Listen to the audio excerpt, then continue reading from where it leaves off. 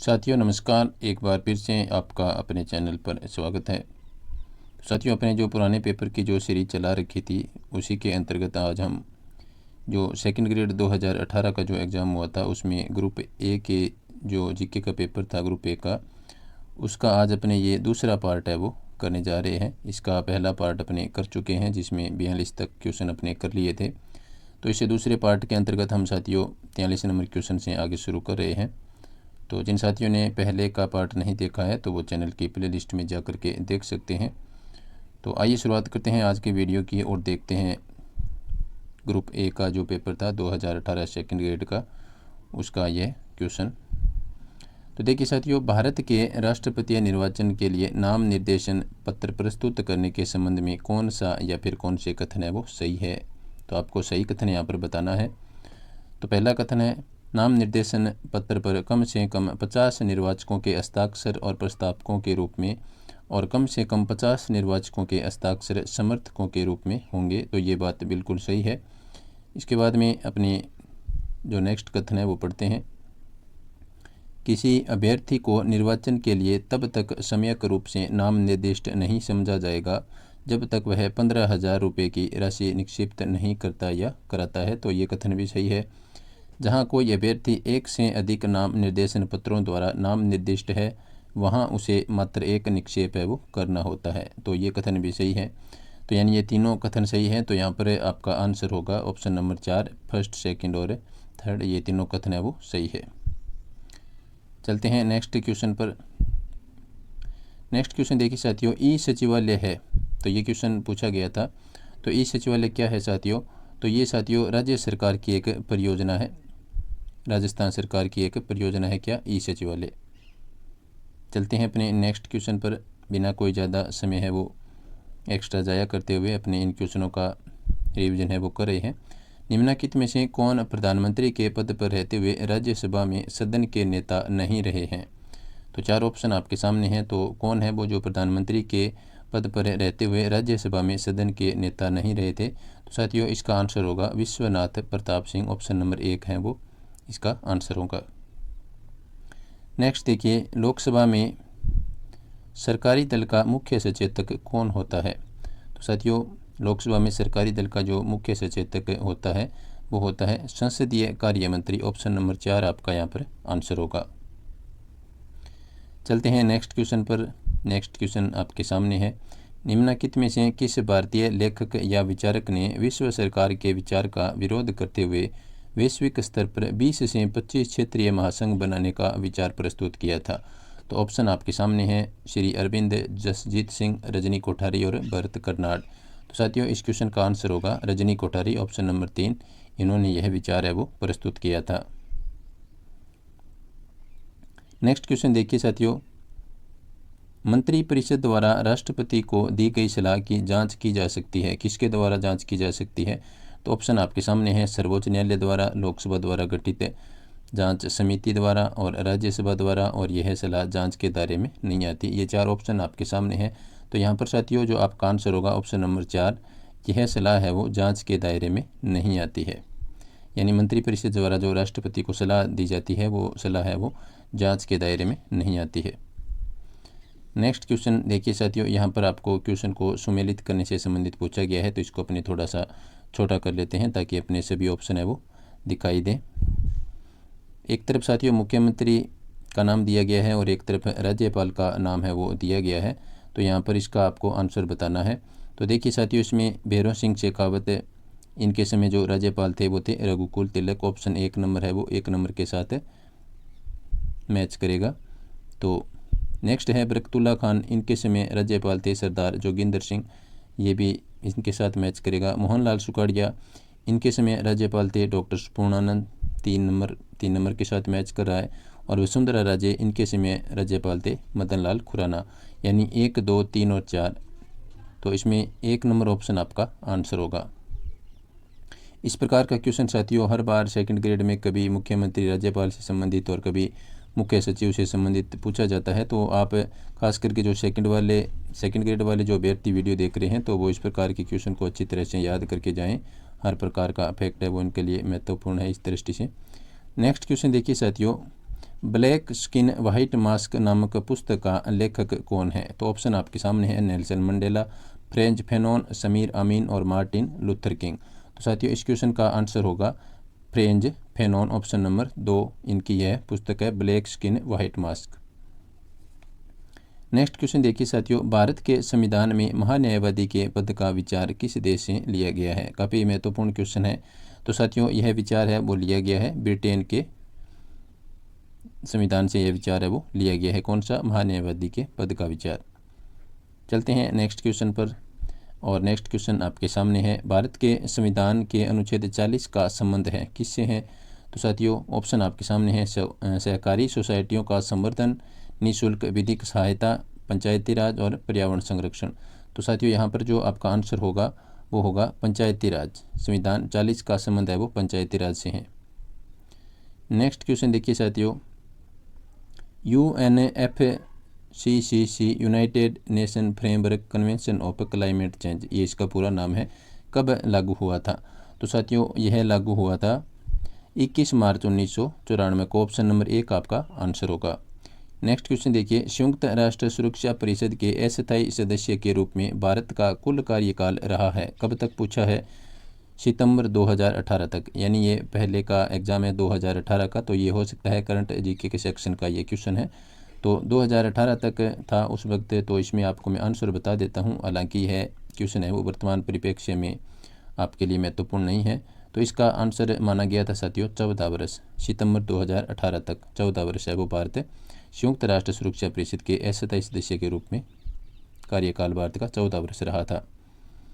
Next question देखिए साथियों, राज्य मानवाधिकार आयोग के सदस्यों की चयन समिति की अध्यक्षता कौन करता है? तो साथियों इस समिति की अध्यक्षता करते हैं मुख्यमंत्री। ऑप्शन नंबर 1 आपका आंसर होगा।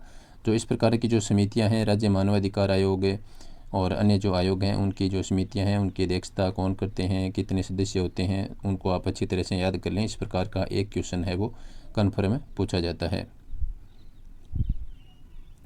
चलते हैं नेक्स्ट क्वेश्चन पर, और नेक्स्ट क्वेश्चन है वो आपके सामने है, निम्नलिखित में से किस लेखक ने चिंता व्यक्त की थी कि भारत का राष्ट्रपति संविधान द्वारा प्रदत्त शक्तियों को हस्तगत कर तानाशाह बन सकता है?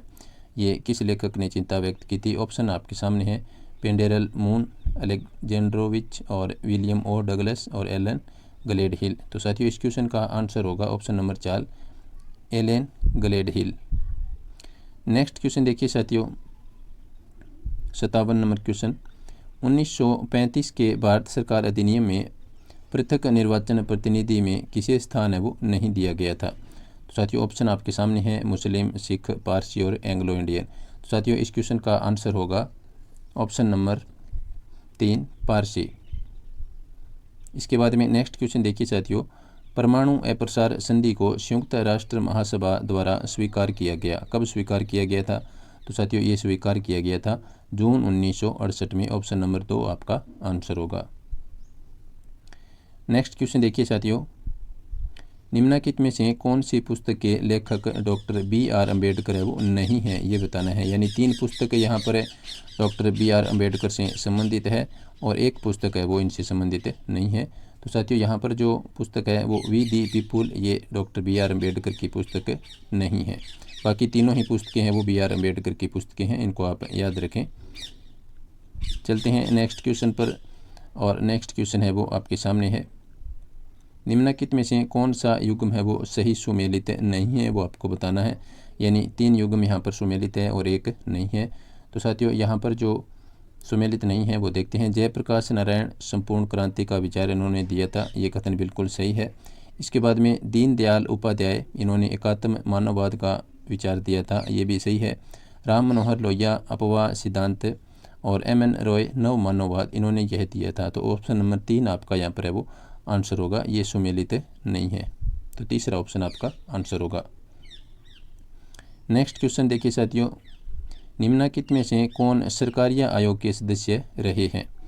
तो साथियों ऑप्शन आपके सामने है B Sivaraman, YB Chandrachud, MM Punchhi, KJ Reddy. तो साथियों यहाँ पर जो आपका आंसर होगा वो होगा B शिवारमन, ये सरकारिया आयोग के सदस्य रहे थे। साथियों, आपसे निवेदन कि आप वीडियो को लाइक और शेयर अवश्य करें, और जो साथी चैनल पर आज पहली बार वीडियो देख रहे हैं वो महत्वपूर्ण कंटेंट प्राप्त करने के लिए इस चैनल को सब्सक्राइब कर लें। नेक्स्ट क्वेश्चन देखिए साथियों, व्यक्तिगत रूप में इस बात का कोई महत्व नहीं देता कि इसे आप संघीय संविधान या एकात्म संविधान अथवा किसी अन्य नाम से पुकारते हैं। अगर संविधान हमारे उद्देश्य को पूरा करता रहे तो नाम से कोई फर्क नहीं पड़ता। यह कथन किसका है? तो ये कथन है साथियों डॉक्टर राजेंद्र प्रसाद का यह कथन है। ऑप्शन नंबर 3 आपका यहाँ पर आंसर होगा।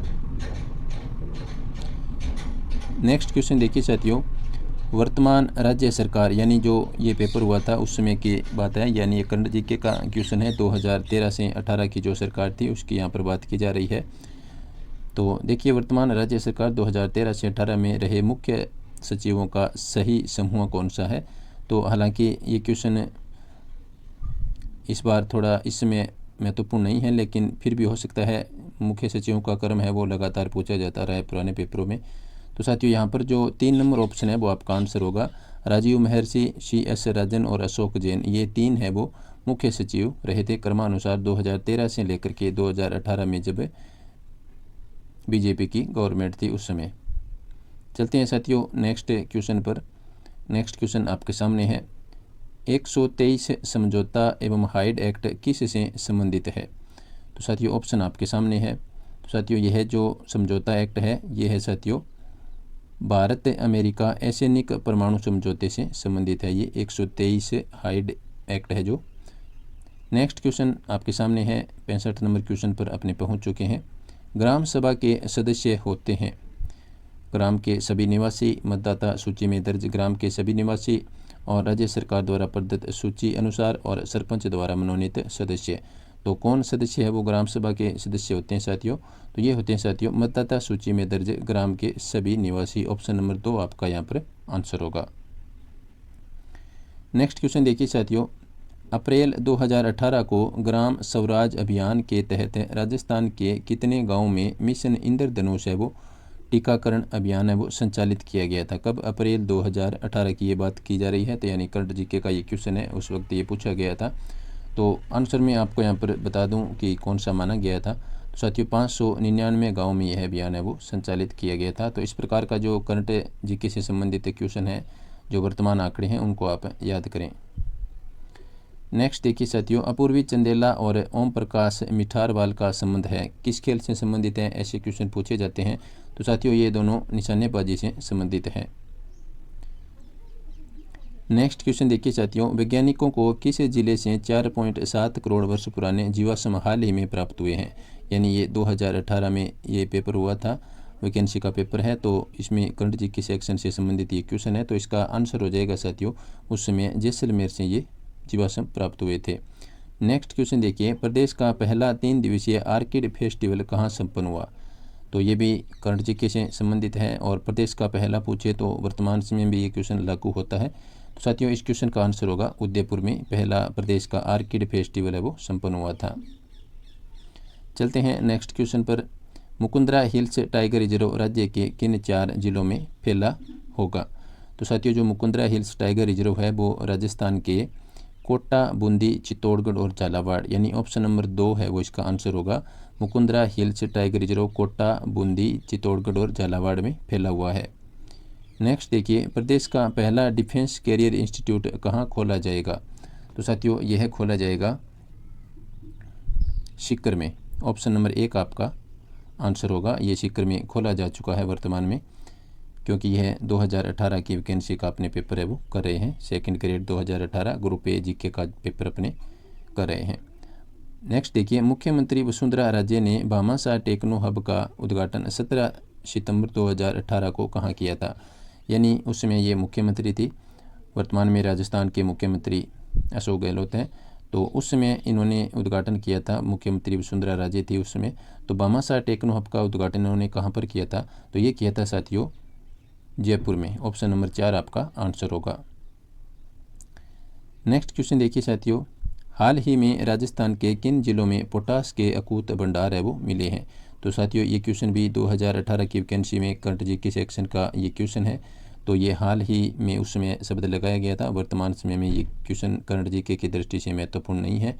तो उस समय जो पोटास के अकूत भंडार है वो मिले थे साथियों, वो थे साथियों ऑप्शन नंबर 3 बीकानेर, चूरू, श्री गंगानगर और हनुमानगढ़ में। यानी ये उस समय करंट जीके सेक्शन का क्वेश्चन था और वर्तमान में यह जो अपने सामान्य जीके होता है तो उसका ये क्वेश्चन बन चुका है। नेक्स्ट क्वेश्चन देखिए साथियों, भारतीय भूवैज्ञानिक सर्वेक्षण विभाग ने राज्य के किन 2 जिलों में स्वर्ण भंडार होने का अनुमान हाल ही में व्यक्त किया है। यानी ये भी करंट जीके का क्वेश्चन है। तो स्वर्ण भंडार से संबंधित जो भंडार मिले थे साथियों वो मिले थे उदयपुर तथा बांसवाड़ा में। इनको अपने जीके में पढ़ते हैं। तो उदयपुर और बांसवाड़ा में उस समय ये भंडार मिले थे। नेक्स्ट क्वेश्चन देखिए साथियों, सुंदर सिंह गुर्जर का संबंध किस प्रतिस्पर्धा से है। तो ये भी महत्वपूर्ण क्वेश्चन है और काफ़ी बार ये पूछा गया है। तो साथियों इनका संबंध है वो जवेलियन थ्रो से है। ऑप्शन नंबर 1 आपका आंसर होगा। और वर्तमान में जो खेल खिलाड़ी हैं उनको आप अच्छी तरह से याद रखें। नेक्स्ट क्वेश्चन देखिए साथियों, निम्न में से कौन सा कथन भारतीय अर्थव्यवस्था की संरचनात्मक परिवर्तनों के संबंध में सत्य नहीं है, वो आपको बताना है। यानी यहाँ पर 3 सत्य है और 1 असत्य है। तो देखिए साथियों, सकल राष्ट्रीय उत्पादन में निर्माण क्षेत्र का योगदान बढ़ रहा है। पहला कथन बिल्कुल सही है। दूसरा कथन देखिए, सकल राष्ट्रीय उत्पादन में विनिर्माण क्षेत्र का योगदान बढ़ रहा है। ये भी सही है। तीसरा कथन है, सकल राष्ट्रीय उत्पादन में कृषि क्षेत्र का सापेक्षिक योगदान है वो घट रहा है। ये कथन भी सही है। और चौथा कथन है साथियों, सकल राष्ट्रीय उत्पादन में खनिज एवं उत्खनन का सापेक्षिक योगदान घट रहा है। नहीं घट रहा है साथियों। तो ये क्वेश्चन है कथन है वो गलत है। तो ऑप्शन नंबर 4 आपका यहाँ पर आंसर होगा, ये सत्य नहीं है। नेक्स्ट देखिए साथियों, निम्न में से किस कारण से सकल राष्ट्रीय उत्पादन हमेशा विशुद्ध राष्ट्रीय उत्पादन से अधिक रहता है। तो देखिए साथियों, ऑप्शन आपके सामने है, विदेशों से प्राप्त आय, पूंजी, उपभोग भत्ता और अप्रत्यक्ष कर और प्रत्यक्ष कर। साथियों यहाँ पर जो आपका आंसर होगा पूंजी उपभोग भत्ता।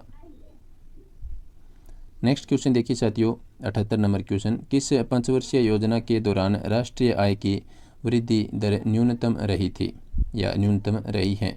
तो ये योजना थी साथियों तृतीय योजना।